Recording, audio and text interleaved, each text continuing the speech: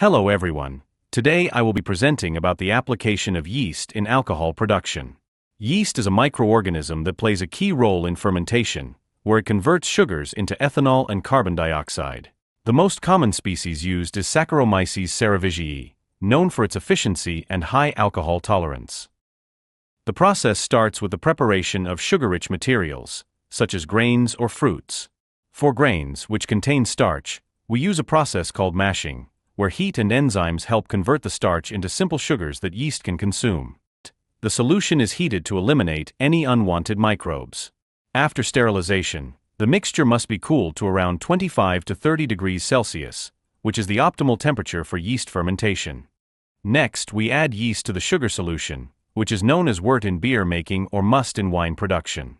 Producers can use pure yeast cultures for controlled fermentation, or wild yeast, which can give unique flavors but has a higher risk of contamination. This is the most important step. In an anaerobic environment, yeast converts the sugars into ethanol and carbon dioxide. This process follows the chemical reaction where glucose becomes ethanol and CO2. Fermentation usually takes a few days to several weeks depending on the product. During fermentation, it is very important to monitor the temperature, pH, and sugar levels to make sure the yeast works efficiently and the alcohol yield is maximized. Poor control can result in incomplete fermentation or spoilage. Once fermentation is complete, the yeast and other solids are separated from the liquid. Then, the product is processed depending on its type. For beer, it is filtered, carbonated, and bottled. For wine, it may be aged and clarified before bottling. And last, for spirits, the liquid undergoes distillation to concentrate the alcohol. Finally, the yeast is removed from the system. Sometimes the yeast can be reused for future fermentation batches, or it can be used in other industries such as animal feed or food production. Chemical kinetic of the reaction process. Reaction kinetics influencing the fermentation rate. The rate at which this fermentation occurs is governed by chemical kinetics. Factors like temperature affect the enzyme activity within yeast. pH of the fermentation medium and the concentration of the active yeast cells can influence how quickly the sugars convert into alcohol. In yeast, there are two enzymes work as the catalyst in the production of alcohol, which are alcohol dehydrogenases and pyruvate decarboxylase (PDC). First, alcohol dehydrogenases, the reaction is acetaldehyde reacts with NADH and H produce ethanol and NAD. The function of this enzyme is to catalyze the oxidation of primary and secondary alcohols to aldehydes and ketones, respectively.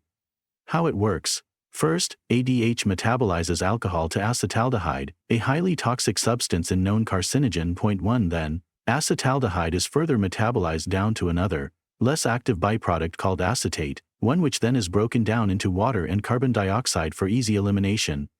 Next, pyruvate decarboxylase, PDC. The reaction is pyruvate yields acetaldehyde and carbon dioxide. This enzyme is crucial enzyme in alcohol fermentation, acting as a catalyst that converts pyruvate into acetaldehyde, the key step in the production of ethanol, and allows yeast to regenerate NAD for continued glycolysis. How it works. This enzyme, with the help of the cofactor thiamine pyrophosphate, TPP, removes a carboxyl group, CO, from pyruvate, resulting in the formation of acetaldehyde. One of the reactors used in alcohol production is batch reactor. A batch reactor is a type of chemical reactor where reactants are loaded into a closed vessel, mixed, and reacted for a specific time before the products are removed. It's a non-continuous system, meaning there is no input or output of materials during the reaction. In alcohol production, all components such as substrate, nutrients, and yeast are loaded into the reactor at the beginning of process, and the system is closed during fermentation. There will be no inflow or outflow of materials, only pH and temperature control will be happening during the reaction. One of the substrates that will be used in basically sugar-rich materials such as glucose or molasses, yeast, Saccharomyces cerevisiae, will be used. During the fermentation process, the yeast will convert sugar into ethanol and CO2 under anaerobic conditions. Temperature and pH will be monitored and controlled for optimal fermentation. After 24 to 72 hours, fermentation will end and ethanol is separated by distillation process. Another reactor that has been used in alcohol production is CSTR, continuous stirred tank reactor. It's a common type of chemical reactor used in chemical engineering and environmental engineering. CSTRs are characterized by having reagents, reactants, and solvents continuously flowing into the reactor while products flow out concurrently. They are also known as vat reactors, back mix reactors, or mixed flow reactors. During reaction in a CSTR, there is continuous inflow and outflow of materials such as feed, which contains sugar-rich solution mixed with nutrients, and yeast flows into the reactor at a constant rate.